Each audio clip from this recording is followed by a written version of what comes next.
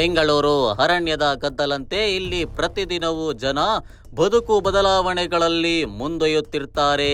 ಆದರೆ ಹೊಂಗಸಂದ್ರದ ಶಾಂತವಾದ ಮುನಿಸುಬ್ಬ ರೆಡ್ಡಿ ಲೇಔಟ್ನಲ್ಲಿ 3 ದಿನಗಳ ಹಿಂದಿನಿಂದಲೇ ಒಂದು ಕತ್ತಲೆಯ ನೆರಳು ನಾಟ್ಯ ಮೂಡತೊಡಗಿತ್ತು. 35 ವರ್ಷದ ಪ್ರಮೋದ ಸಿರಸಿ ಮೂಲದ ಗೌರ್ಮೆಂಟ್ ಉದ್ಯೋಗಿ. ಜೀವನವೇ ಅಸಹಜ ತಿರುವು ತಿರುಗಿಸಿದ್ದ ಮಹಿಳೆ.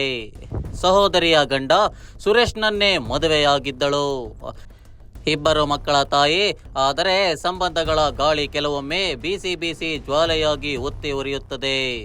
ಪತಿ ಸುರೇಶ್ನಿಂದ ದೂರಾಗಿ ಕೊನೆಯ 3 ತಿಂಗಳು ಪ್ರಮೋದ್ ಈ ಅಪಾರ್ಟ್ಮೆಂಟ್ನಲ್ಲಿ ಒಂಟಿಯಾಗಿ ವಾಸಿಸುತ್ತಿದ್ದರು.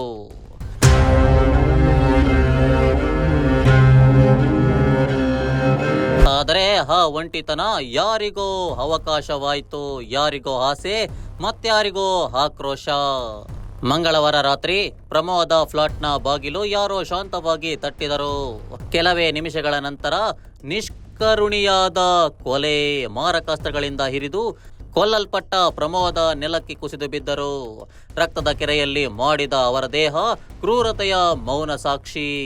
ಆರೋಪಿಗಳು ಸುಮ್ಮನೆ ಕಾಲಿಟ್ಟಂತೆ ಕತ್ತಲೆಯಲ್ಲಿ ಕಣ್ಮರೆಯಾದರು. ಬೆಳಗಿನ ಜಾವ ಬೊಮ್ಮನಹಳ್ಳಿ ಪೊಲೀಸರು ಸ್ಥಳಕ್ಕೆ ತಲುಪಿದರು. ಗೋಡೆಗಳು ಹೇಳದ ಕಥೆಗಳನ್ನು ಹೇಳಿದವು, ನೆಲ ಹೇಳದ ನೋವನ್ನು ಬಿಚ್ಚಿಟ್ಟಿತ್ತು. ಪ್ರಮೋದಳ ದೇಹವನ್ನು ಮರಣೋತ್ತರ ಪರೀಕ್ಷೆಗೆ ಶಿಫ್ಟ್ ಮಾಡಲಾಯಿತು.